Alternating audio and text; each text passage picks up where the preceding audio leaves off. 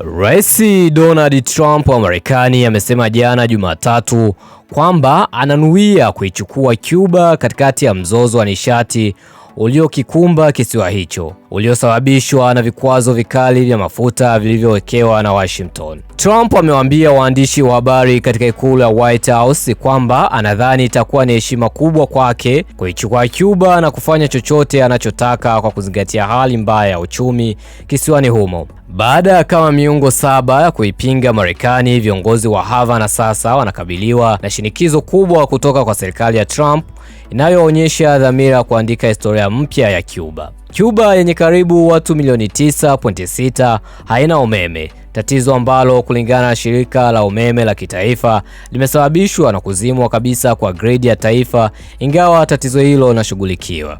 Bana, mtazamo wako ni upo hapo chini, sema comment kwa hiki ambacho kinaendelea kati ya Marekani na Cuba. Ndosha hapo chini, utakometisha sana. Naitwa Mr. Baro, the king of all black men, and that's kind of all the world, that's my name.